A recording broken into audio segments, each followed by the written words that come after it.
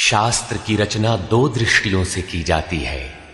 एक तो सामाजिक व्यवस्था और संस्कृति को कायम रखना, जिससे लोग पूर्वजों के पद चिन्हों का अनुकरण कर सकें, तथा दूसरा ये कि वे शाश्वत शांति को प्राप्त कर लें।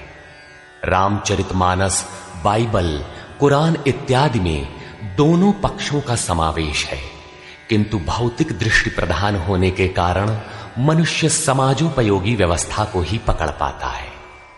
आध्यात्मिक सूक्तियों को भी वो सामाजिक व्यवस्था के ही संदर्भ में देखने लगता है। कहता है कि ऐसा तो शास्त्र में लिखा है। इसीलिए वेद व्यास ने दोनों के लिए एक ही ग्रंथ महाभारत लिखते हुए भी आध्यात्मिक क्रिया का संकलन गीता के रूप में अलग से किया, जिससे कि लोग इस मूल कल्याण पथ में भ्रांति का मिश्रण न कर सके। उन्हीं आध्यात्मिक मूल्यों के साथ प्रस्तुत है गीता का दिव्य संदेश।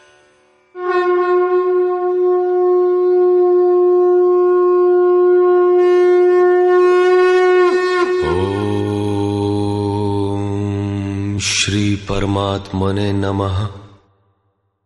यथार्थ गीता, श्रीमद् भगवत गीता, अथ तृतीयो अध्यायः। अध्याय 2 में भगवान श्री कृष्ण ने बताया कि यह बुद्धि तेरे लिए ज्ञान मार्ग के विषय में कही गई। कौन सी बुद्धि? यही कि युद्ध कर, जीतोगे तो महामहिम की स्थिति प्राप्त कर लोगे और हारोगे तो देवत्व है। जीत में सर्वस्व है और हार में भी देवत्व है, कुछ मिलता ही है। अतः इस दृष्टि से लाभ और हानि दोनों में कुछ न कुछ मिलता है, किंचित भी क्षति नहीं है। फिर कहा, अब इसी को तू निष्काम कर्मयोग के विषय में सुन। जिस बुद्धि से युक्त होकर तू कर्मों के बंधन से अच्छी प्रकार छूट जाएगा। फिर उसकी विशेषताओं पर प्रकाश डाला। कर्म करते समय आवश्यक सावधानियों पर बल दिया कि फल की वासना वाला ना हो, कामनाओं से रहित होकर कर्म में प्रवृत्त हो और कर्म करने में तेरी अश्रद्धा भी ना हो, जिससे तू कर्म बंधन से मुक्त हो जाएगा। मुक्त तो होगा, किंतु रास्ते में अपनी स्थिति नहीं दिखाई पड़ी। अतः अर्जुन को निष्काम कर्मयोग की अपेक्षा ज्ञान मार्ग सरल और प्राप्ति वाला प्रतीत हुआ। उसने प्रश्न किया, जनार्दन, निष्काम कर्म की अपेक्षा ज्ञान मार्ग आपकी दृष्टि में श्रेष्ठ है, तो मुझे भयंकर कर्मों में क्यों लगाते हैं?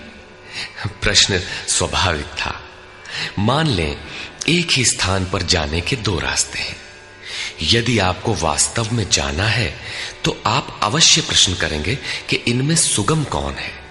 यदि नहीं करते तो आप पथिक नहीं। ठीक इसी प्रकार अर्जुन ने भी प्रश्न रखा। अर्जुन उवाच,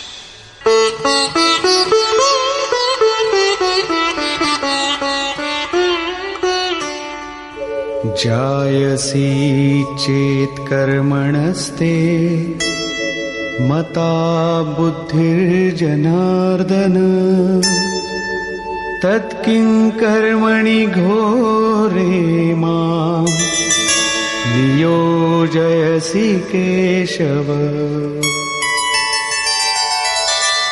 जनों पर दया करने वाले जनार्दन, यदि निष्काम कर्मयोग की अपेक्षा ज्ञान योग आपको श्रेष्ठ मान्य है, तो हे केशव, आप मुझे भयंकर कर्मयोग में क्यों लगाते हैं? निष्काम कर्मयोग में अर्जुन को भयंकरता दिखाई पड़ी, क्योंकि इसमें कर्म करने में ही तेरा अधिकार है, फल में कभी नहीं। कर्म करने में अश्रद्धा भी ना हो और निरंतर समर्पण के साथ योग पर दृष्टि रखते हुए कर्म में लगा रहे। जबकि ज्ञान मार्ग में हारोगे तो देवत्व है, जीतने पर महामहिम स्थिति है। अपनी लाभ हानि स्वयं देखते हुए आगे बढ़ना है। इस प्रकार अर्जुन को निष्काम कर्मयोग की अपेक्षा ज्ञान योग सरल प्रतीत हुआ। इसलिए उसने निवेदन किया,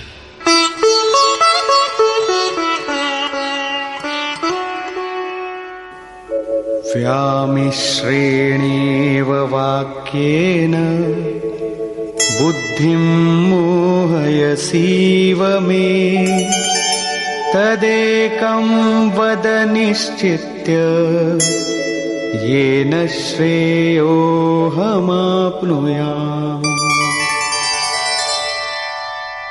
आप इन मिले हुए से वचनों से मेरी बुद्धि मोहित सी करते हैं। आप तो मेरी बुद्धि का मोह दूर करने में प्रवृत्त हुए हैं। अतः इनमें से एक निश्चय करके कहिए जिससे मैं श्रेय परम कल्याण मोक्ष को प्राप्त हो जाऊं। इस पर श्री कृष्ण ने कहा, श्री भगवान उवाच,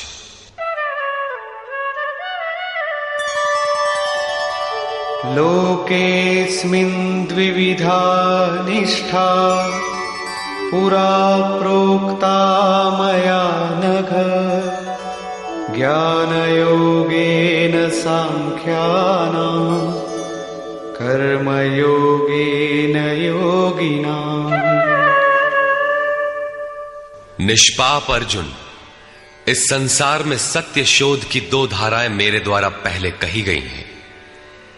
पहले का तात्पर्य कभी सत्य युग या त्रेता में नहीं, बल्कि अभी जिसे दूसरे अध्याय में कहे आए हैं।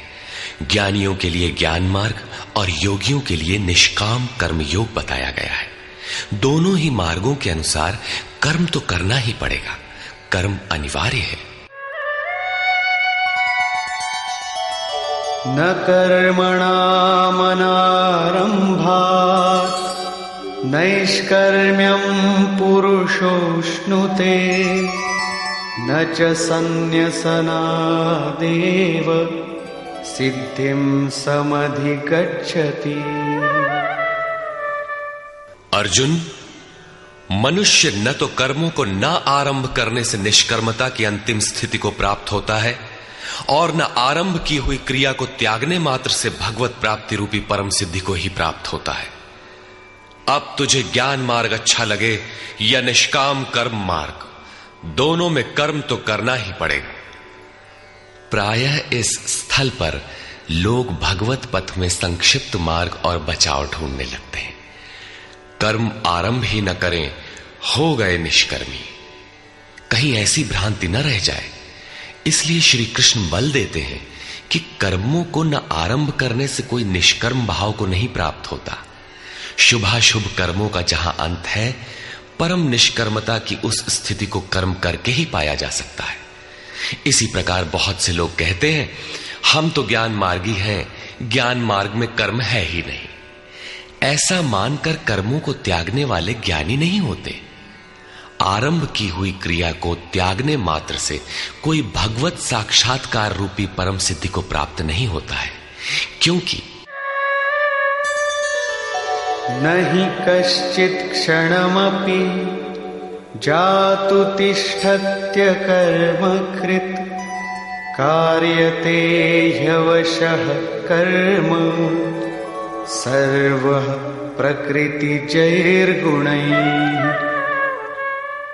कोई भी पुरुष किसी काल में क्षण मात्र भी कर्म किए बिना नहीं रहता, क्योंकि सभी पुरुष प्रकृति से उत्पन्न हुए गुणों द्वारा विवश होकर कर्म करते हैं।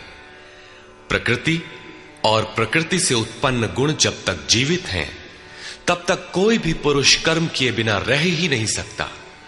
अध्याय 4 के 33वें और 37वें श्लोक में श्री कृष्ण कहते हैं कि यावन मात्र कर्म ज्ञान में समाप्त हो जाते हैं। ज्ञान रूपी अग्नि संपूर्ण कर्मों को भस्म कर देता है। यहां वे कहते हैं कि कर्म किए बिना कोई रहता ही नहीं। अंततः वे महापुरुष कहते क्या हैं? उनका आशय है कि यज्ञ करते करते तीनों गुणों से अतीत हो जाने पर मन के विलय और साक्षात्कार के साथ यज्ञ का परिणाम निकल जाने पर कर्म शेष हो जाते हैं। उस निर्धारित क्रिया की पूर्णता से पहले कर्म मिटते नहीं, प्रकृति पिंड नहीं छोड़ती।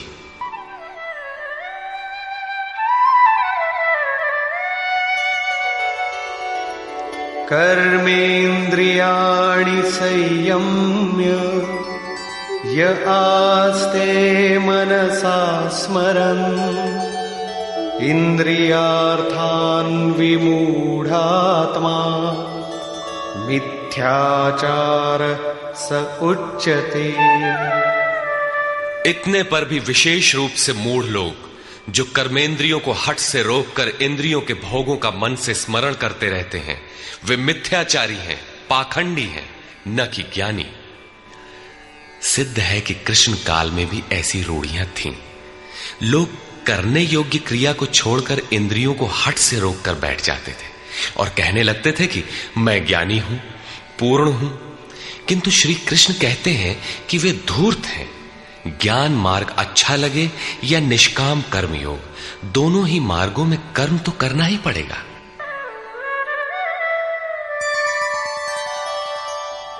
यस्त्विन्द्रियाणि मनसा नियम्यारभतेऽर्जुन कर्मेन्द्रियैः कर्मयोगम् असक्तः स विशिष्यते।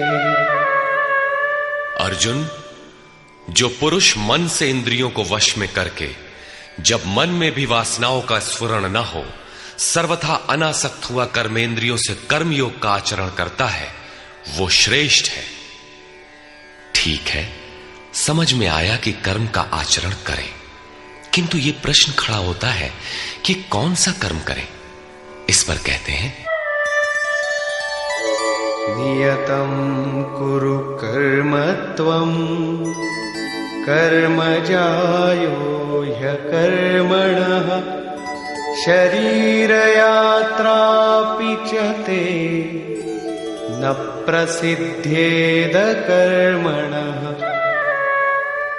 अर्जुन, तू निर्धारित किए हुए कर्म को कर, अर्थात कर्म तो बहुत से हैं, उनमें से कोई एक चुना हुआ है, उसी नियत कर्म को कर। कर्म न करने की अपेक्षा कर्म करना ही श्रेष्ठ है।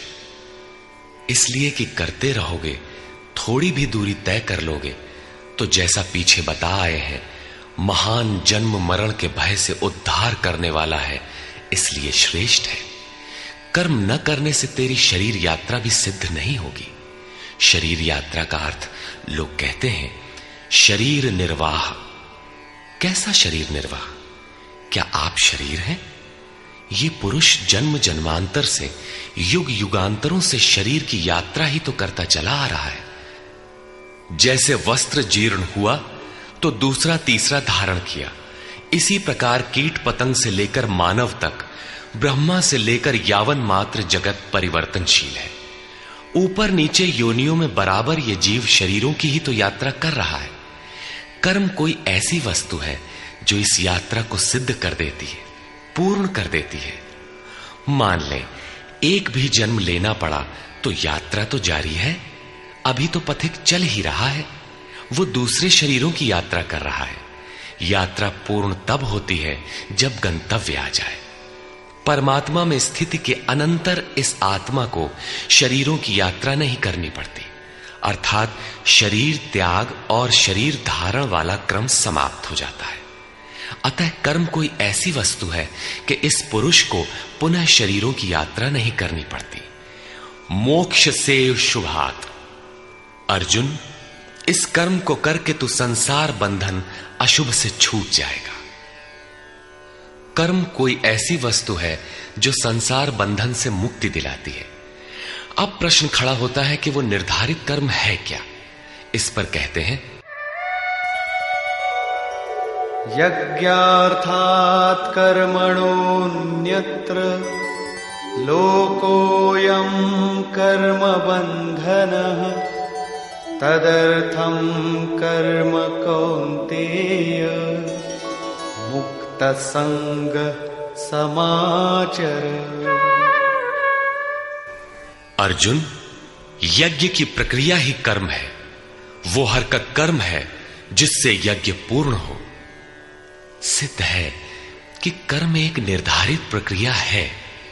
इसके अतिरिक्त जो कर्म होते हैं, क्या वे कर्म नहीं है? श्री कृष्ण कहते हैं, नहीं, वे कर्म नहीं है। अन्यत्र लोकोयम कर्म बंधनः। इस यज्ञ की प्रक्रिया के अतिरिक्त दुनिया में जो कुछ भी किया जाता है, सारा जगत जिसमें रात दिन व्यस्त है, वो इसी लोक का एक बंधन है, न कि कर्म। कर्म तो मोक्ष से शुभात। अशुभ अर्थात संसार बंधन से छुटकारा दिलाने वाला है। मात्र यज्ञ की प्रक्रिया ही कर्म है। वो हरकत कर्म है जिससे यज्ञ पूरा होता है। अतः अर्जुन, उस यज्ञ की पूर्ति के लिए संग दोष से अलग रहकर भली प्रकार कर्म का आचरण कर। संग दोष से अलग हुए बिना यह कर्म होता ही नहीं। अब हम समझ गए कि यज्ञ की प्रक्रिया ही कर्म है, किंतु यहां पुनः एक नवीन प्रश्न उत्पन्न हो गया कि वो यज्ञ क्या है जिसे किया जाए। इसके लिए पहले यज्ञ को न बताकर श्री कृष्ण बताते हैं कि यज्ञ आया कहां से, ये देता क्या है। उसकी विशेषताओं पर प्रकाश डाला और चौथे अध्याय में जाकर स्पष्ट किया कि यज्ञ क्या है जिसे हम कार्य रूप दें और हमसे कर्म होने लगे। योगेश्वर श्री कृष्ण की शैली से स्पष्ट है कि जिस वस्तु का चित्रण करना है वे पहले उसकी विशेषताओं का चित्रण करते हैं जिससे श्रद्धा जागृत हो। तत्पश्चात वे उसमें बरती जाने वाली सावधानियों पर प्रकाश डालते हैं और अंत में मुख्य सिद्धांत प्रतिपादित करते हैं। स्मरण रहे कि यहां पर श्री कृष्ण ने कर्म के दूसरे अंग पर प्रकाश डाला कि कर्म एक निर्धारित क्रिया है। जो कुछ किया जाता है वो कर्म नहीं है। अध्याय 2 में पहली बार कर्म का नाम लिया, उसकी विशेषताओं पर बल दिया, उसमें बरती जाने वाली सावधानियों पर प्रकाश डाला, लेकिन यह नहीं बताया कि कर्म क्या है। योगेश्वर श्री कृष्ण ने कहा, अर्जुन, तो निर्धारित किए हुए कर्म को कर। अब प्रश्न उठता है कि निर्धारित कर्म क्या है जिसे हम करें। तब बताया कि यज्ञ को कार्य रूप देना कर्म है। अब प्रश्न उठता है कि वो यज्ञ क्या है। यहां यज्ञ की उत्पत्ति विशेषता बताकर शांत हो जाएंगे और आगे अध्याय 4 में यज्ञ का निखरा हुआ रूप मिलेगा जिसे करना कर्म है। कर्म की यह परिभाषा गीता को समझने की कुंजी है। यज्ञ के अतिरिक्त दुनिया में लोग कुछ न कुछ करते ही रहते हैं। कोई खेती करता है तो कोई व्यापार, कोई पदासीन है तो कोई सेवक, कोई अपने को बुद्धिजीवी कहता है तो कोई श्रमजीवी, कोई समाज सेवा को कर्म मानता है तो कोई देश सेवा को।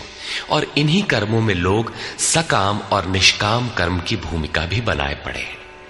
किंतु श्री कृष्ण कहते हैं ये कर्म नहीं है। अन्यत्र लोकोयम कर्म बंधना। यज्ञ की प्रक्रिया के सिवाय जो कुछ भी किया जाता है वो इसी लोक का बंधनकारी कर्म है, न कि मोक्षद कर्म।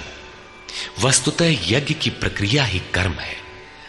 अब यज्ञ न बताकर पहले यह बताते हैं कि यज्ञ आया कहां से।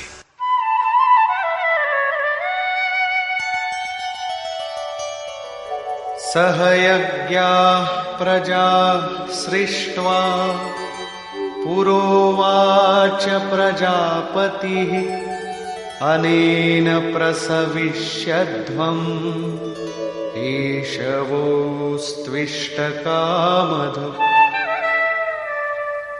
प्रजापति ब्रह्मा ने कल्प के आदि में यज्ञ सहित प्रजा को रचकर कहा कि इस यज्ञ द्वारा वृद्धि को प्राप्त हो। यह यज्ञ तुम लोगों को इष्ट कामधुक, जिसमें अनिष्ट ना हो, विनाश रहित इष्ट संबंधी कामना की पूर्ति करने वाला हो। यज्ञ सहित प्रजा को किसने रचा? प्रजापति ब्रह्मा ने। ब्रह्मा कौन? क्या 4 मुख और 8 आंखों वाला देवता जैसा कि प्रचलित है? नहीं।